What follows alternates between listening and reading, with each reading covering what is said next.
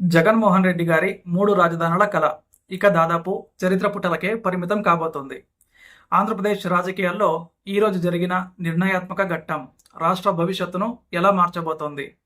5 ఏళ్ల అనిశ్చితి, వందలాది రోజులుగా కొనసాగిన రైతుల పోరాటం అండ్ న్యాయస్థానాల్లో సుదీర్ఘమైన వాదనలు, వీటన్నిటికీ ముగింపు పలికేలా ఆంధ్రప్రదేశ్ అసెంబ్లీ ఈరోజు ఒక చారిత్రాత్మకమైన అడుగు వేసింది. అమరావతినే ఏకైక రాజధానిగా స్థిరపరుస్తూ, దానికి తిరుగులేని చట్టబద్ధత కల్పిస్తూ నేడు శాసనసభలో ప్రవేశపెడుతున్న తీర్మానం కేవలం ఒక ప్రకటన మాత్రమే కాదు, అది ఆంధ్రప్రదేశ్ అభివృద్ధి పథాన్ని మార్చే ఒక కీలకమైన మలుపు.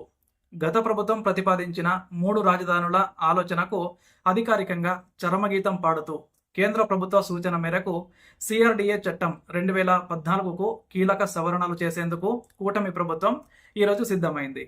సో ఈ పరిణామం రాష్ట్ర రాజకీయాల్లో ఎలాంటి చర్చకు దారితీస్తోంది, ఇది రాష్ట్ర ఆర్థిక స్థితిగతులను ఎలా ప్రభావితం చేస్తుంది అనే అంశాలను మనం లోతుగా పరిశీలిస్తే, అమరావతి అంశం కేవలం ఒక ప్రాంతానికో లేదా ఒక వర్గానికో సంబంధించింది కాదు అని మనకు స్పష్టంగా అర్థమవుతుంది.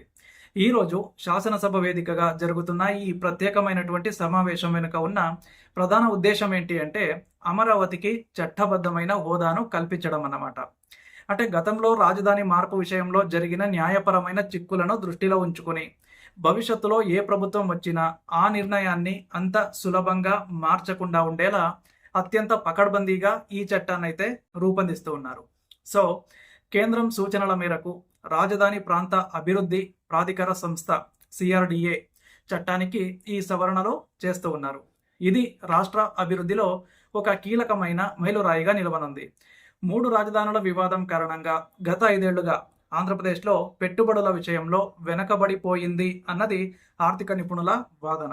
ఇప్పుడు ఏకైక రాజధానిగా అమరావతిని ఖరారు చేయడం ద్వారా ఇన్వెస్టర్లలో తిరిగి నమ్మకాన్ని పునరుద్ధరించే ప్రయత్నం అయితే జరుగుతోంది. సో ఈ మొత్తం పరిణామాలను గమనిస్తే 2014లో రాష్ట్ర విభజన జరిగినప్పటి నుండి ఆంధ్రప్రదేశ్ ఒక స్పష్టమైన అస్తిత్వం కోసం పరితపిస్తోంది. ఉమ్మడి రాజధానిగా హైదరాబాద్ 10 ఏళ్ల గడువు ముగిసిన తర్వాత ఆంధ్రప్రదేశ్కు తనదైన ఒక పరిపాలనా కేంద్రం అవసరం ఏర్పడింది. 2014 నుండి 2019 మధ్య కాలంలో అప్పటి ప్రభుత్వం అమరావతిని ప్రపంచ స్థాయి నగరంగా తీర్చిదిద్దేందుకు వేలాది ఎకరాల భూమిని సమీకరించింది.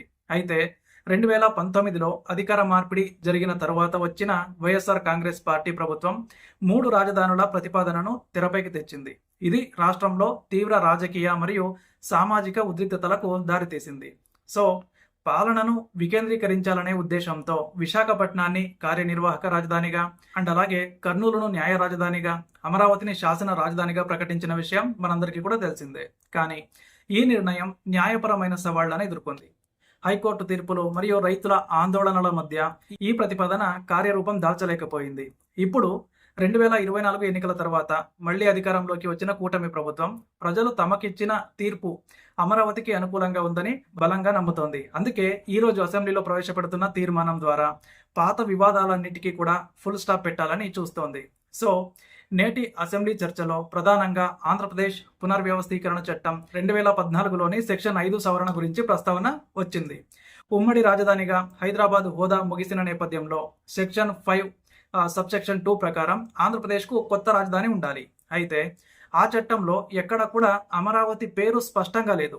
ఈ లోసుగును ఉపయోగించుకునే గతంలో 3 రాజధానుల అంశంపై చర్చ జరిగింది.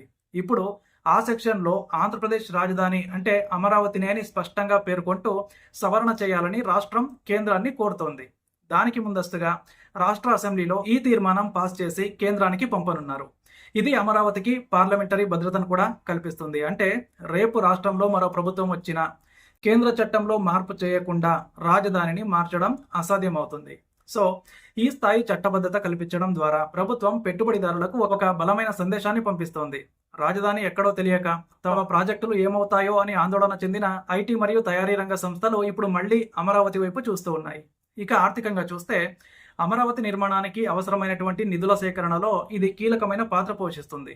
ఎందుకంటే ఇప్పటికే ప్రపంచ బ్యాంకు అలాగే ఏషియన్ డెవలప్మెంట్ బ్యాంకు ఏడీబీ కలిసి దాదాపు 13,600 కోట్ల రూపాయల రుణాన్ని మంజూరు చేసేందుకు అంగీకరించాయి. ఇందులో మొదటి విడత నిధులు ఇప్పటికే విడుదల కూడా అయ్యాయి. సో మామూలుగా అమరావతికి చట్టబద్ధత లేకపోతే అంతర్జాతీయ సంస్థలు రుణాలు ఇవ్వడానికి వెనుకాడతాయి. కానీ ఇప్పుడు అసెంబ్లీ తీర్మానం ద్వారా ఆ అడ్డంకి తొలగిపోతుంది. రాష్ట్ర ప్రభుత్వానికి ఈ భారీ ప్రాజెక్టును పూర్తి చేయడానికి కేంద్రం కూడా 15,000 కోట్ల రూపాయల ప్రత్యేక ప్యాకేజీని కూడా ప్రకటించింది. సో ఈ నిధులతో మౌలిక సదుపాయాల కల్పన, రోడ్ల నిర్మాణం మరియు నిలిచిపోయిన భవనాల పూర్తి చేసే పనులు వేగవంతం కానున్నాయి. అయితే కేవలం అమరావతిపైనే దృష్టి పెట్టడం వల్ల ఇతర ప్రాంతాలు నిర్లక్ష్యానికి గురవుతాయా అనే వాదన కూడా ఉంది. దీనిని ఎదుర్కోవడానికి ప్రభుత్వం ఒక సమతుల్యమైన ప్రణాళికను సిద్ధం చేస్తుంది. ఏంటి అంటే విశాఖపట్నాన్ని ఒక గ్లోబల్ ఫిన్టెక్ సిటీగా అండ్ అలాగే కర్నూలును పారిశ్రామిక హబ్గా అభివృద్ధి చేస్తామని ప్రభుత్వం చెప్తోంది. సో పరిపాలన ఒకే చోట ఉన్న అభివృద్ధి ఫలాలు మాత్రం అన్ని జిల్లాలకు అందేలా చూడటమే ఈ నూతన చట్టం యొక్క అసలైనటువంటి లక్ష్యమని విశ్లేషకులు భావిస్తూ ఉన్నారు. అండ్ ఇక రాజకీయంగా చూస్తే వైఎస్ఆర్ కాంగ్రెస్ పార్టీకి ఇది ఒక క్లిష్టమైన పరిస్థితి. 3 రాజధానుల కోసం పోరాడిన ఆ పార్టీ ఇప్పుడు అసెంబ్లీలో ఈ తీర్మానాన్ని ఎలా ఎదుర్కొంటుంది అనేది ఆసక్తికరం అన్నమాట. గత ఎన్నికల్లో ఆ పార్టీకి కేవలం 11 సీట్లు మాత్రమే దక్కడం, అమరావతి ప్రాంతంలో క్లీన్ స్వీప్ జరగడం వంటి అంశాలు ప్రజాభిప్రాయాన్ని స్పష్టం చేశాయి. బట్ అయినప్పటికీ వెనుకబడిన ప్రాంతాల అభివృద్ధికి 3 రాజధానులే మార్గమని వాళ్ళు వాదించే అవకాశం కూడా ఉంది. కానీ నేటి అసెంబ్లీ సెషన్లో కూటమి ప్రభుత్వం ఈ వాదనలను తిప్పికొట్టేందుకు సిద్ధమైంది. అభివృద్ధి వికేంద్రీకరణ అనేది కేవలం కార్యాలయాల మార్పు వల్ల జరగదు. అది ఉపాధి మరియు మౌలిక వసతుల కల్పన వల్ల జరుగుతుందని ప్రభుత్వం బలంగా చెప్తోంది. సో ఈరోజు సమావేశంలో అమరావతికి సంబంధించిన ప్రతి అంశాన్ని కూడా కూలంకషంగా చర్చించి రాష్ట్ర అభివృద్ధి నమూనాను ప్రజల ముందు ఉంచనున్నారు. ఇది కేవలం ఒక నగరం గురించి కాదు, 5 కోట్ల ఆంధ్రుల ఆత్మగౌరవం మరియు భవిష్యత్తు గురించి అని ప్రభుత్వం నొక్కి మరీ చెప్తోంది. సో రాజధాని లేని రాష్ట్రంగా ఇన్నాడు ఆంధ్రప్రదేశ్ ఎదుర్కొన్న అవమానాలు అండ్ ఆర్థిక నష్టాలకు ఇకపై తెరపడుతుందని ఆశించవచ్చు. అమరావతి రాజధానిగా స్థిరపడటం వల్ల అడ్మినిస్ట్రేటివ్ కాస్ట్ తగ్గడమే కాకుండా నిర్ణయాలు తీసుకోవడంలో వేగం అయితే పెరుగుతుంది. అండ్ పారిశ్రామికవేత్తలకు సింగిల్ విండో సిస్టమ్ ద్వారా అనుమతులు ఇవ్వడం అండ్ రాజధాని ప్రాంతంలో ఎడ్యుకేషన్ మరియు మెడికల్ హబ్లను ఏర్పాటు చేయడం ద్వారా రాష్ట్ర ఆదాయాన్ని పెంచుకోవచ్చని ప్రభుత్వం అంచనా వేస్తోంది. అండ్ అమరావతి రైతులు చేసిన త్యాగం, వాళ్ళు 1600 రోజులకు పైగా చేసిన శాంతియుత పోరాటం ప్రపంచ చరిత్రలో ఒక అరుదైన ఘట్టం అన్నమాట. వారి భూములకు భద్రత, వారి పిల్లల భవిష్యత్తుకు భరోసా నేటి అసెంబ్లీ తీర్మానం ద్వారా లభించనుంది. సో రాజధాని నిర్మాణం వల్ల భూముల ధరలు పెరగడం, తద్వారా వచ్చే ఆదాయాన్ని మళ్లీ ప్రజా సంక్షేమ పథకాలకు మళ్లించడం ద్వారా ప్రభుత్వం ఒక సెల్ఫ్ ఫైనాన్సింగ్ మోడల్ను అనుసరించబోతోంది. ఇది రాష్ట్ర ఖజానాపై భారాన్ని తగ్గిస్తుంది. సో ఈరోజు అసెంబ్లీలో ప్రవేశపెట్టే ఈ బిల్లు కేవలం ఆంధ్రప్రదేశ్ సరిహద్దులకే పరిమితం కాదు. ఇది దేశవ్యాప్తంగా ఒక ఉదాహరణగా నిలవనుంది. ఒక రాజధాని నగరం ఎలా ఉండాలి, రాజకీయ స్థిరత్వం అభివృద్ధిని ఎలా ప్రభావితం చేస్తుంది అనే విషయాలపైన ఇది ఒక కేస్ స్టడీగా మారుతుంది. ఏకైక రాజధానిగా అమరావతిని డిక్లేర్ చేయడం వల్ల ప్రజల్లో ఉన్న గందరగోళం తొలగిపోతుంది. అండ్ ఇకపై విశాఖలో రాజధాని ఉంటుందా లేక కర్నూలులోనా అనే ప్రశ్నలకు తావుండదు. అన్ని ప్రభుత్వ శాఖలు ఒకే చోట ఉండటం వల్ల సామాన్య ప్రజలకు కూడా పాలన చేరబోతుంది. 3 రాజధానుల ఆలోచన మంచిదే కావచ్చు, కానీ అది అమలు చేసే క్రమంలో ఎదురైన అడ్డంకులు మరియు రాష్ట్ర ఆర్థిక స్థితిగతులు దానికి సహకరించలేదు. సో ఇప్పుడు వాస్తవ పరిస్థితులను దృష్టిలో ఉంచుకొని ప్రభుత్వం చేస్తున్న ఈ సవరణలు రాష్ట్ర ప్రగతికి బాటలు వేస్తాయని ఆశించవచ్చు. సో ఈ పరిణామాల నేపథ్యంలో ఆంధ్రప్రదేశ్ మళ్లీ తన పూర్వ వైభవాన్ని సంతరించుకోవాలని, అమరావతి ఒక మోడల్ సిటీగా ఎదగాలని ప్రజలు కోరుకుంటూ ఉన్నారు.